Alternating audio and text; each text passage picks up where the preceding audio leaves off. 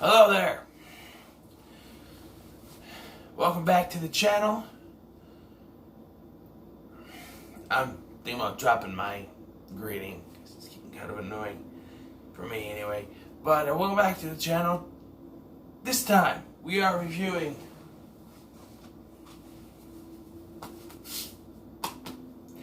It 1990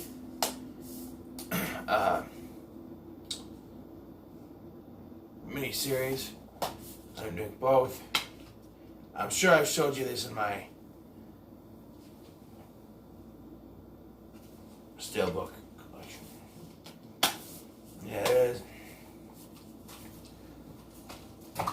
The miniseries It. So what can I say? I didn't watch this till I think I was in high school. I know it's been on TV before that, but I watched it for the first time till I was in high school. So that was a long time ago for me anyway.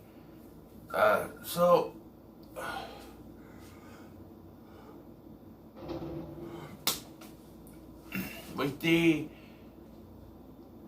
it chapter 2 coming up, I'm going to be reviewing this one and the 2017 version, which is on the TV right now. You can't see it because copyright issues, but it's playing on the TV. But no sound.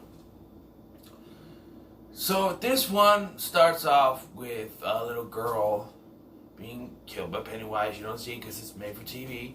And Mike Hanlon, played by Tim Reed, he finds the crime. He goes to the crime scene, the murder scene, and he finds a picture of Georgie, which is the little brother of Bill Denbrough. This version is not like the 2017 version as it goes. It's much like the book. It's non-linear. It goes back and forth between the past and the present, as you know. And I think they have a good way of doing it, where they frame it around Mike calling each of the members of the Losers Club, followed by a flashback pertaining to that character, which is good because it starts. He calls Bill. Bill has a flashback of what happened with Georgie, and afterward, the funeral, and the book and the blood, and then it goes back to Mike, and then it cuts to who's next? Ben. Is Ben is next? It goes to Ben, who's played by John Ritter, or Richard Thomas, plays the adult version of Bill. The younger version is played by Jonathan Brandis, may he rest in peace.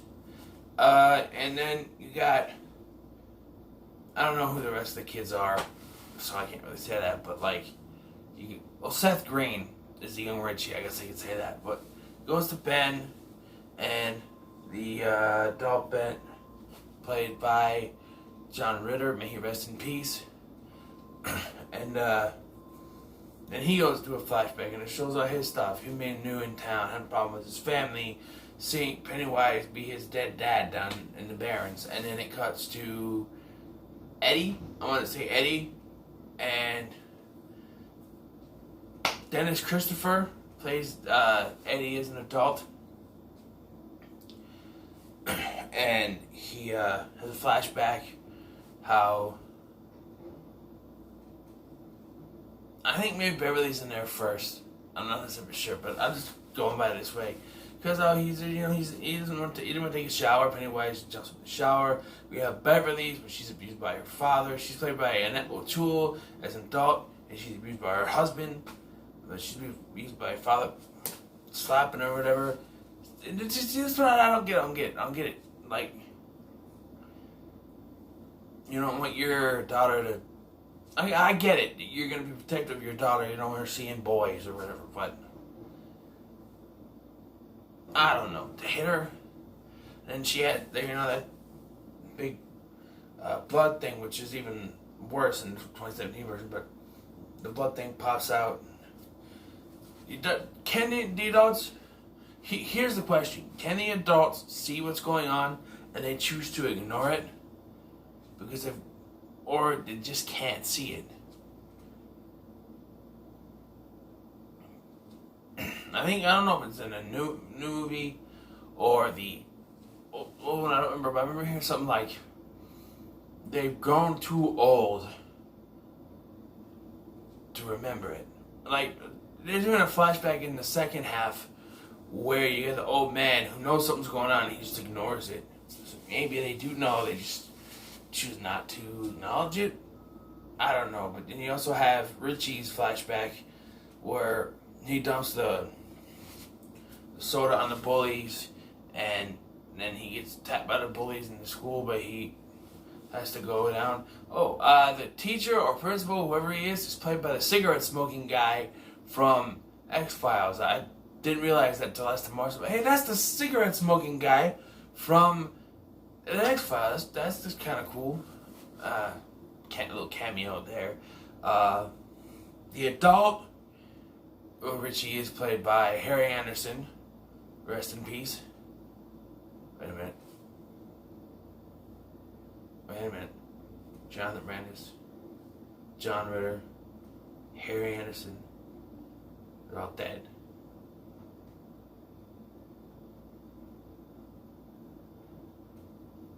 It's a lot of dead people. I don't know. It's interesting to think about that. Three of the actors who played this are dead. Yes, I'm gonna get it right out of the way right now.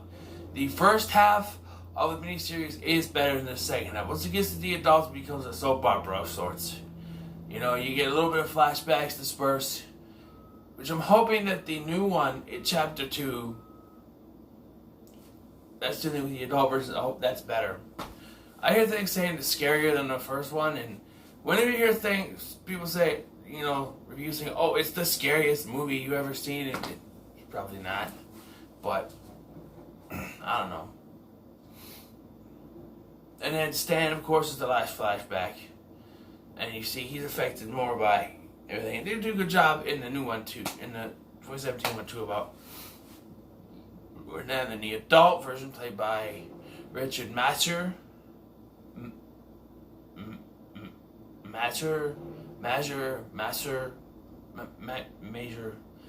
don't know.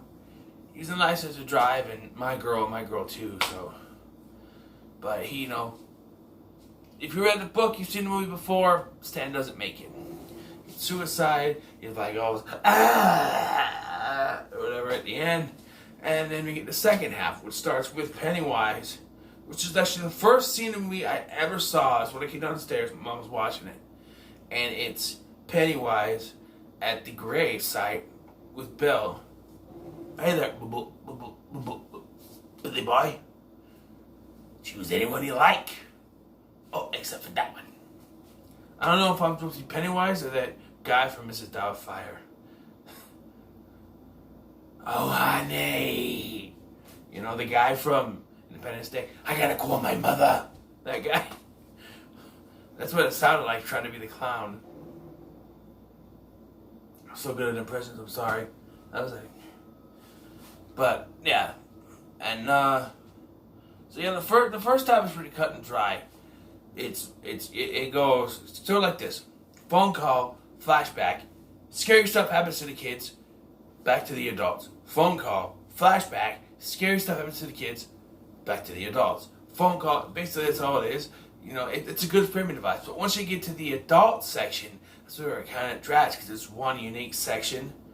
And you got Pennywise, who goes after Henry Bowers, who's the bully. And he's supposed to be in this one too. In Chapter 2, we'll get to that. Why I think it might be kind of hard for that to happen, but we'll get to that. Maybe they'll explain it. Who knows? But you get the second half, and, by the way, Bill's a writer, he has a wife. His wife comes to Derry in the second half, and is abducted by Pennywise. Don't you want it? Don't you want it? Don't you want it? Don't you want it? But, it starts okay, the second half, like, Richie, this one I want to explain, alright? They have this thing where Richie comes in and he sees in the Paramount theater thing, Richie Tozier, 1950 to 1990, whatever that was, And it's like, okay, what? It's just I've watched it many times. Today I'm sitting there watching, knowing, which character doesn't make it out. I'm going to spoil it right now. Knowing that Eddie is the one that dies at the end. Why didn't they have... And that might have been in the book. So I can't judge. I haven't read the book. I have the book. But I haven't read it. So... That part might be in the book. But from a storytelling perspective, it should have been Eddie. And it could have been like... Isn't the... drugstore across the street, right? You could came out of the drugstore, looked up, and saw Eddie Kazbrak, 1950 to 1990. You'd be like, because when it comes true at the end, it makes sense. I mean, he'd be like, I guess he wasn't lying, or something. Even though they wouldn't know what he's talking about, but, and they could, I don't know, you adapt from a book. Maybe that's in the book. I don't know. Maybe I should read the book. Who knows? But for me, it just makes more sense for it to be Eddie than Richie that happens to. One of the funny parts is when he gets into the library and Pennywise is just berating him. Excuse me, ma'am. Do you have Prince Albert in a can? You do? Well, you better let the poor guy out. My hair, my hair, my hair, my hair, my hair, my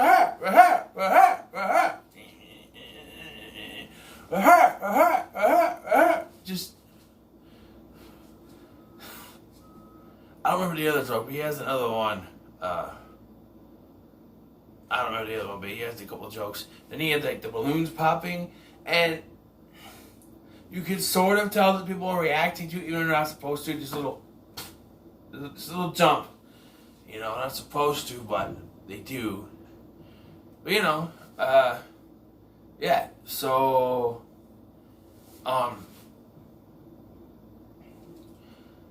and so they meet, first Bill and Mike, they meet up, they have, they meet together, they go to Mike's house, which is in Poor Town, which is where Beverly lived, and, when Bill was a kid, he had this bike called Silver, and, it turns out Mike has bought it. And he says the weird thing was he bought this tube repair kit for a tire months before he even found the bike. It was almost as if there was something that drove them there. Which, in the book, I think is that turtle. And I think that's sort of what they're referring to, but they don't go into it. And I don't know if the new one will come into it, because I remember the producer or something said he didn't like the turtle. Even though they showed the Lego turtle in the 2017 version, but I don't know, some Macroverse type thing. Who knows? But I need to read the book. But so what was I talking about? I forgot what I was talking about. Holy cow! It's happening. A strange power. The bike. The song that plays. I love the song that plays.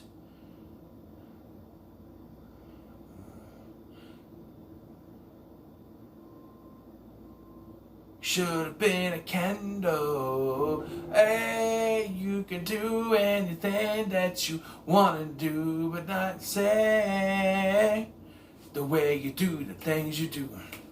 Alright. Alright. Whatever. I like that song. Every time it plays, like, even though I know what it sounds like, I was watching earlier, I had the sound off. When that scene happened, I unmuted it and I listened to the song. I love that song. And then it gets, you have that little subtle moment, and then it gets serious when it, the bicycle car. You're a kid, you took the clothesline thing, the clothespin, and the bike, the playing card, put it on the bike so it made the sound like you're on a motorcycle. When you were a kid. I did that. Maybe I wasn't the best at getting on there. Remember it falling off quite a few times before I got to work. I think I had to have a friend help me out one time. he's like, here, let me do this. And he got it. And one time he did it wrong. It got stuck in the spokes. The tire went over, went kink. I fell over. Luckily, I was by the grass, so I fell in the grass. But anyway, so yeah, there's that, and you have, he spills the cards. There's a clown on the back of the cards, and at a spooky moment, you have the scene where Beverly goes back to her childhood home, thinking it says Marsh, but it says Curse, but it actually said Marsh because it's Pennywise in a old woman costume, and it's like a Norman Bates type thing, because it's the dad with really weird makeup, dressed like really gross makeup, but dressed like a woman. Interesting. Yeah, so there's that. Then there's the restaurant scene. They go in there. I love the line that Richie says, because Richie, he gets there, he's nervous because he just saw that stuff. He goes in the bathroom, he washes his face, comes in, okay, who got old, who got bald, and whatever it was. And they're like, beep, Richie. And they use that more in this one, and they're doing a new one. It's said once in the new one, and it's by Pennywise. And it makes no sense unless you've seen the original or read the book. I think it's in the book. I haven't read the book. It makes no sense unless you've seen the original one. Beep, Richie. Where Pennywise, beep, Richie. But it's like, they're like, beep, Richie, which is telling them to be quiet. Everyone's there except for Stan. Later they find out why. There's this scene at the Chinese restaurant. Another song plays. It's alright. Say it's alright. Say it's alright. Have a good time. So it's alright. Oh, it's alright. I swear that's the song that plays. I think. Now I'm questioning it. If it's not, let me know. Say, hey, you're fucking stupid. It's wrong. I'm just saying. I think that's the song that plays. Sorry. Pennywise popped up on the screen. Yeah. I think that's the song that plays. But, so, after, Pennywise turns the, fortune cookies into, horrible items. One is like an eyeball, one's like a dead chicken fetus, one's, a spider claw sticking out of it. That's the first time I noticed it this time. I haven't seen it many times before, but it's the first time I've seen the spider claw. It's a little foreshadowing, and there's some other blood, which is Beverly, so that fits too. But yeah, and then they run back to the library. When they get there, there's blood on the chair. Splats of blood. Was that from the balloon? Because if he's the only one that can see, if no one else knew that they were splatting, right? The blood was splatting from the balloons, and they get there and it's still there. Was that what Rich wasn't only Richie seeing that? He wasn't just having Richie see that actually happened. There's actually blood there, and nobody with them can see it. That doesn't make any sense to me. They just walk. That there's actually blood there, and no one else can see it but them. So it's gonna stay there forever because no one else can see it. Right? I mean, yes, Beverly had to clean up the sink. I get that. They show that in the flashback. But that's just, I don't know, it's confusing. So they get there, they try to call Stan, they find out Stan's dead, and then the refrigerator opens, Stan's head is in there. Hey, Haystack. Gaining a little weight. Wheezy, what's your sex life? How's your sex life? What's your sex life? Well, you did it. You got us all back. Or whatever. It's just it's a stand-up routine. How did the subject critic put it? A stand-up routine at Jeffrey Dahmer's house, I think is how he put it. But yeah, it's a little annoying, but I still think it's funny. I like this special movie, whatever you want to call it. Yes, the second half is weaker than the first half, but I've enjoyed it. And then, like I said, Pennywise gets Henry Bowers out. How he gets him out, though, is he makes a dog head appear from his body. So a dog head with a clown suit. It's a little funny. But then he's out. He shows up. They end up going to a hotel.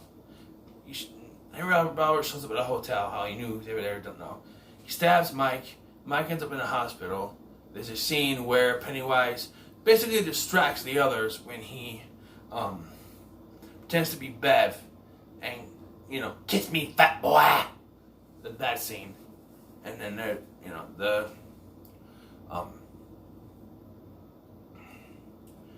distracted stabs him, but then they get him off and he stabs himself. I don't always get that when that happens.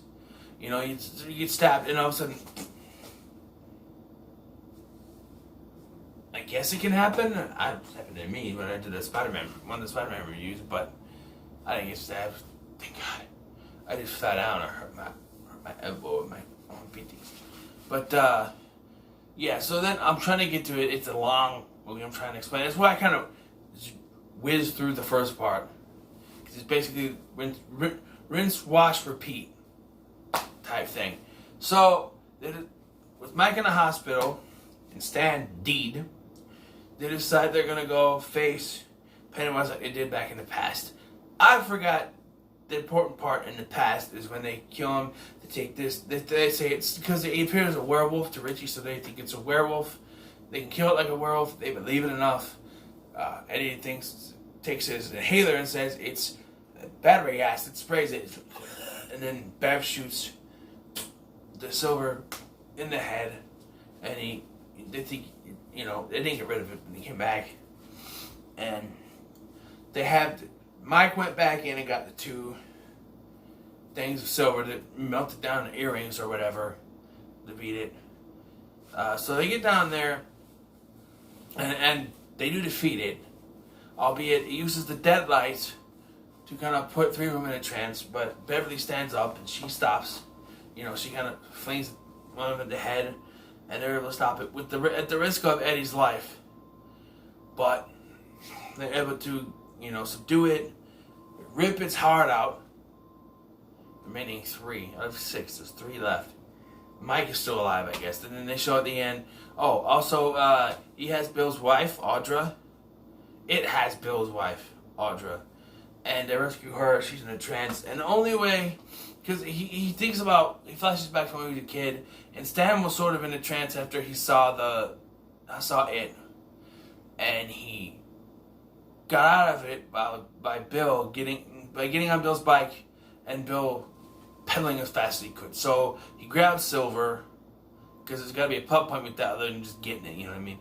He puts himself on there, his wife, he pedals down to the middle of an intersection, and she is freed from it. And they stop in the middle of the intersection, they hug, they embrace, there's cars going like that, and then it ends.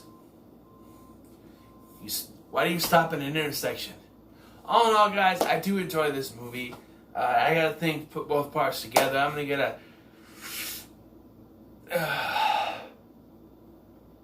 7 out of 10. 7 out of 10. I can give me higher than that. 7 out of 10 for me. So what do you think about it? Stephen King's It, 1990. Remember, like, share, and subscribe. Let me know in the comments what you think about it, and I'll catch you next time.